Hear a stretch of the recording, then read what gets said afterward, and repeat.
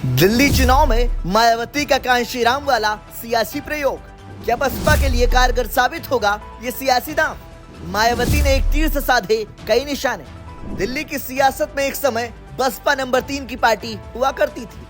तब दिल्ली में बसपा के 2 विधायक और 14% वोट शेयर हुआ करता था। लेकिन अरविंद केजरीवाल के सियासी उदय के बाद बसपा गुमसी हो गई। पार्टी प्रमुख मायावती लंबे समय से बसपा की वापसी की तलाश में है, लेकिन ना तो पार्टी दिल्ली में कमाल दिखा पा रही है और ना ही यूपी की सियासत में। ऐसे में मायावती दिल्ली चुनाव में बसपा के काया पलट करने के लिए कांशीराम वाला सियासी प्रयोग आजमाया है। दरअसल बसपा ने दिल्ली चुनाव में इस बार 69 सीटों पर अपने उम्मीदवार उतारे हैं। बसपा ने टिकट वितरण में इस बार दूसरे दलों से आए नेताओं पर भरोसा जताने के बजाय पार्टी के कैडर से जुड़े नेताओं को प्रत्याशी बनाया है। इतना ही नहीं, बसपा ने अपने कोर वोट बैंक का खास ख्याल रखते हुए 69 में से 45 कैंडिडेट दलित समाज से दिए हैं, जिसमें खासकर जाटव समाज पर विश्वास जताया है।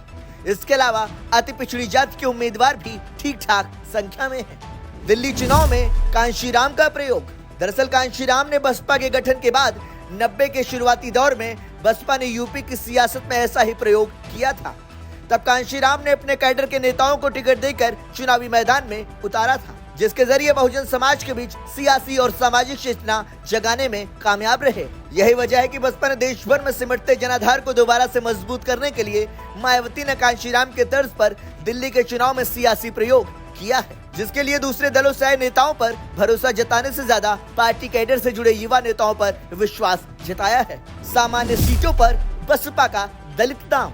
बसपा ने दिल्ली की 69 सीटों में से 45 सीट पर दलित समाज से प्रत्याशी दिए हैं। इसमें 12 सीटें दलित समुदाय के लिए रिजर्व हैं, जबकि 33 सीटें अनरिजर्व हैं। इस तरह से मायावती ने दिल्ली की 33 जनरल सीटों पर भी दलित समाज को टिकट देकर अपने खिसकते हुए दलित वोटों को जोड़े रखने की कवायद की है।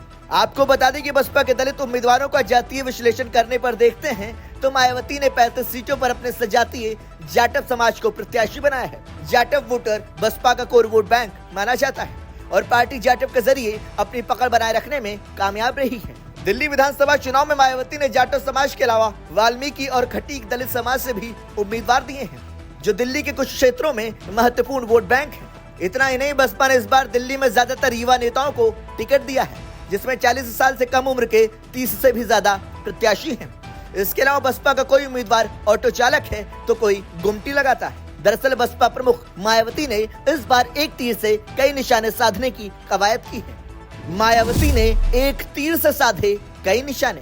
बसपा प्रमुख मायावती ने दिल्ली विधानसभा चुनाव में जिस तरह से पार्टी कैडर और युवा नेताओं को टिकट देकर उतारा है, उसके पीछे एक सोची समझी रणनीति है। बसपा एक तरफ अपने कैडर के नेताओं को टिकट देकर उस आरोप को काउंटर करने की कोशिश की है जिसमें उस पर पैसे देकर टिकट देने का आरोप लगता है।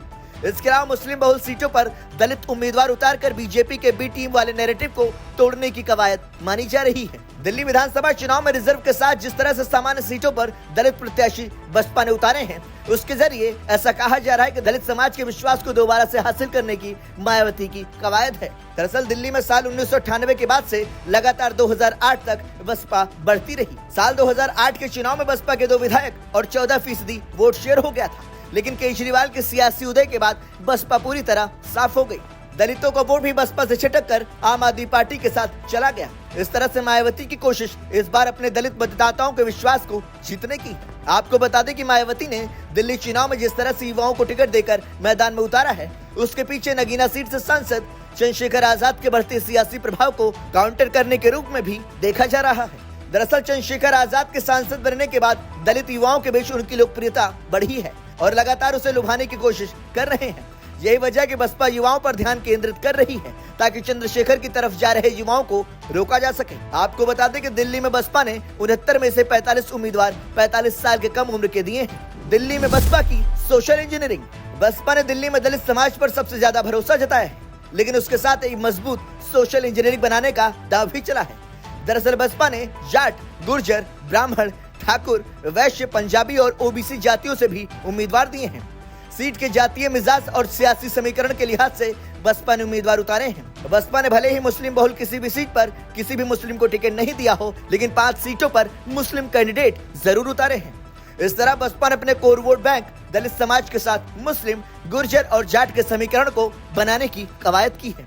मायावती के सिपह सलार के कंधों पर सारा भार। दिल्ली चुनावों की जिम्मेदारी मायावती ने राष्ट्रीय समन्वयक और अपने भतीजे आकाश आनंद को सौंपी है, जो दिल्ली में 3 चुनावी रैली कर चुके हैं। इसके अलावा मायावती ने दिल्ली को 5 जोन में बांटकर अपने वरिष्ठ नेताओं को लगा रखा है। इसमें सुदेश आर्या, सीपी मसह, धनवीर अशोक, रामधीर बेनीवाल और सुजीत सम्राट जैसे नेताओं को जिम्मेदारी सौंपी गई है। इन्हीं 5 नेताओं के कंधों पर पार्टी उम्मीदवारों के चुनाव प्रचार अभियान की योजना बनाने के साथ साथ नुक्कड़ सभाएं और घर घर जाकर वोट मांगने की जिम्मेदारी भी है। आपको बता दें कि मायावती पिछले 7 दिनों से दिल्ली में डेरा जमाए हुई हैं और हर दिन बारीकी के साथ मंथन कर रही हैं। हालांकि अभी तक चुनाव प्रचार में मायावती नहीं उतरी हैं। बसपा के लिए क्यों कठिन है दिल्ली की राह? मायावती के तमाम कोशिशों के बाद भी बसपा के लिए दिल्ली चुनाव की राह काफी कठिन और मुश्किल भरी नजर आ रही है। दरअसल दिल्ली में कांग्रेस से लेकर बीजेपी और आम आदमी पार्टी के बीच त्रिकोणीय मुकाबला होता नजर आ रहा है। तीनों ही दलों की नजर दलित वोट बैंक पर लगी हुई है। बीजेपी ने इस बार 14 दलित, कांग्रेस ने 13 और आम आदमी पार्टी ने 12 दलित प्रत्याशियों को चुनावी मैदान में उतारा है। आपको बता दें कि बीजेपी और कांग्रेस ने रिजर्व सीटों के अलावा अन्य सीट पर भी दलित दांव खेला है। वहीं दिल्ली में बसपा जिस वोट बैंक के जरिए राजनीतिक बुलंदी चढ़ने की कोशिश कर रही है, वो लगातार खिसका है। दरअसल दलित वोटर बीजेपी से लेकर आम आदमी पार्टी और कांग्रेस के साथ खड़ा है। हालांकि दलित का बड़ा तबका आम आदमी पार्टी का कोर वोट बैंक बन चुका है। यही वजह है कि केजरीवाल उन्हें साधने के लिए तमाम कोशिशें और जतन कर रहे हैं। आपको बता दें कि साल 2020 के चुनाव में बसपा के सभी उम्मीदवारों की जमानत जब्त हो गई थी और पार्टी का वोट 1% से भी नीचे चला गया था। दिल्ली के 16 सीटों पर बसपा को 1000 से ज्यादा वोट मिले थे। हालांकि बाबरपुर सीट पर बसपा प्रत्याशी को 10,000 से अधिक वोट मिले थे। ऐसे में मायावती के लिए दिल्ली के चुनाव में बसपा के सियासी नैया पार लगाना आसान बिल्कुल नहीं होगा। ब्यूरो रिपोर्ट, संदेश वाहक।